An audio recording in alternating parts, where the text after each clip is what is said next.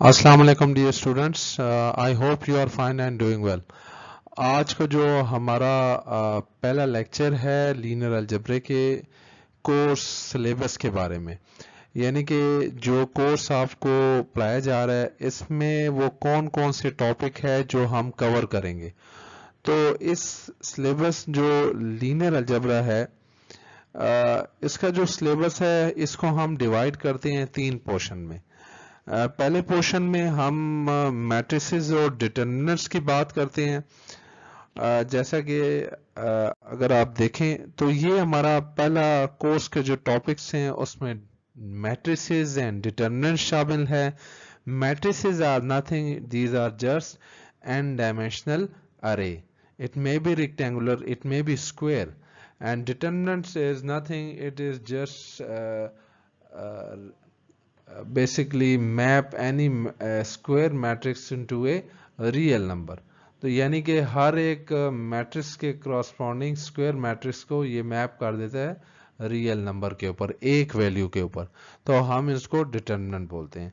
तो सिमिलरली इसके बाद जो सेकंड चैप्टर या सेकंड टॉपिक अगर हम मेजरली बात करें तो सिस्टम ऑफ लीनियर इक्वेशन की बात करते हैं। तो system of linear equation have various application, there may be two types of system which we will have to discuss in this second part of our course, which is you can say this one. This is our second part of our course or second chapter. This is linear system। तो यहाँ पर दो type की चीजें हमारे पास आती हैं। एक हमारे पास होमोजीनियस सिस्टम होता है, एक नॉन होमोजीनियस। तो दोनों के बारे में हम पढ़ेंगे कि होमोजीनियस सिस्टम के सॉल्यूशन किस तरह के होते हैं और नॉन होमोजीनियस सिस्टम के सॉल्यूशन किस तरह के होते हैं। इसी तरह अगर मैं मूव फॉरवर्ड हूं तो मेरे पास जो थर्ड टॉपिक है इसी कोर्स का वो वेक्टर स्पेसेस है। तो वेक्टर स्पेसेस हम कुछ वेक्टर और कुछ मैट्रिसेस को प्रूव करेंगे, आया ये वेक्टर की प्रॉपर्टीज को सेटिस्फाई करते हैं या नहीं करते। और अलोंग विद दिस हम ये भी डिस्कस करेंगे कि सब स्पेस का concept, linearly independent dependent variable का कंसेप्ट, और साथ ही हम dimension of A vector space की भी बात करेंगे। Or this chapter will be ended with linear transformation and matrix of a transformation। Then the fourth part, which we call it as a linear inner product spaces, and basically here we will discuss eigenvalue decomposition। I mean to say कि कितने वो possible ways हैं जिसको use करके हम किसी भी square या किसी भी रेक्टेंगुलर मैट्रिक्स को हम डिकम्पोज कर सकते हैं।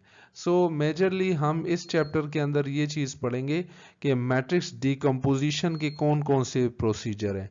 और सिमिलरली लास्ट चैप्टर या लास्ट टॉपिक जो हमारा होगा वो एप्लीकेशन ऑफ लीनियर अलजेब्रा से रिलेटेड होगा, क्योंकि जो चीज़ें हम यहाँ पर कवर करेंगे like decomposition of matrix, which include as SVD, singular value decomposition method, and other decomposition method that can be utilized as utilized in application of linear algebra chapter or topic, that how one can use these singular value decomposition, which is based on matrix decomposition, to compress any digital medium। I mean to say digital medium, I mean to say it may be image, audio and video. और more over यहाँ पर जो हमने topic cover किया होगा linear transformation का, उसको यहाँ पर अगेन एप्लीकेशन में यूज करेंगे कि हम लीनियर ट्रांसफॉर्मेशन को यूज करके